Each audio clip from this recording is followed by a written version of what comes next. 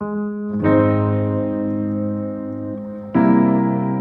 guys, welcome to my channel. It's Pastor Kim, but I know you already knew that.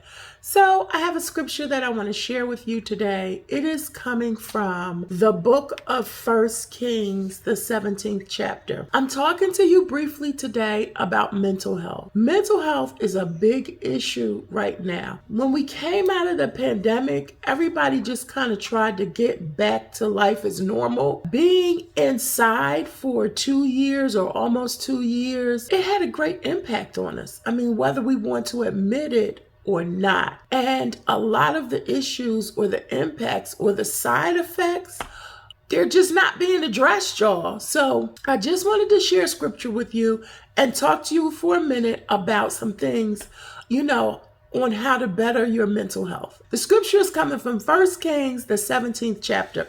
Did y'all realize that mental health was an issue in the Bible?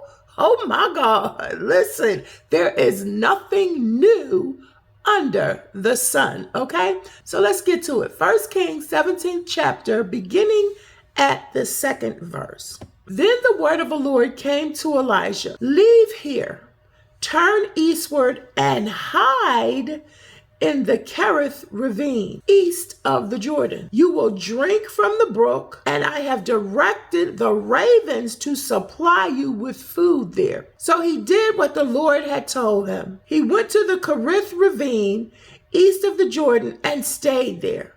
The ravens brought him bread and meat in the morning, and bread and meat in the evening, and he drank from the brook. My God, my God. Elijah needed rest, okay? He needed some relaxation. He needed to be ministered to emotionally, mentally. He was drained. And so God told him to go hide in the ravine. Some of y'all need to go hide and get some rest, okay? And then the Lord made sure he was fed twice a day and had plenty of water. So let me jump over here and just give you 5 things that you can do to work on your mental health. The Bible tells us clearly, we need to rest. We see that with Elijah. God didn't want him to do anything but get fed twice a day and have water and relax. There were no assignments for him to do. He just had to hide away in the ravine. So let me give you 5 things. The first one, prioritize your self-care. And for a lot of us, that's difficult to do. We will prioritize something for everyone else except for ourselves. So you need to prioritize your self-care, okay? Do that by participating in activities that make you feel good, okay? If it's exercise, if it's eating healthy, and definitely get enough sleep. Number 2 is get enough sleep. I mean, I know that's something that I have definitely been working on. I'm a person that needs 5 to 6 hours of sleep, y'all. I don't know how much sleep y'all need, but I'm going to wake up at the 6-hour interval unless I'm extremely tired or on vacation, okay? But yeah, make sure you get enough sleep. I think we're supposed to get at least 8 hours of sleep, but yeah, just try to get enough sleep. Number 3, seek support from your family, your friends.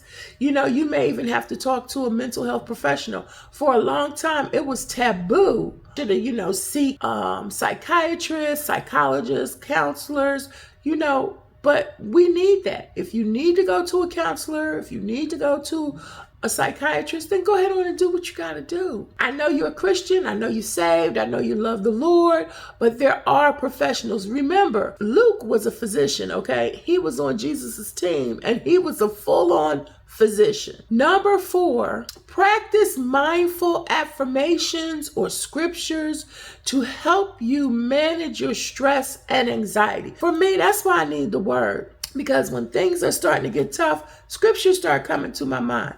I can do all things through Christ who strengthens me. Be anxious for nothing. You need to say those things. You need to be reminded of those things to pull some of that stress off of you, okay? The old folks used to say, it's 2 things you don't worry about. Don't worry about something you can do something about, and surely don't worry about something you cannot do something about, okay?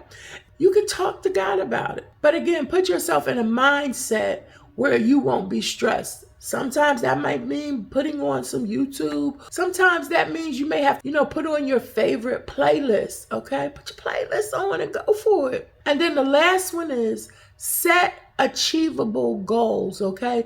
If you want to feel good about yourself and about your accomplishments, then set an achievable goal, okay? Don't set the goal way off and way down the road. Make it something achievable, okay? So in other words, take baby steps.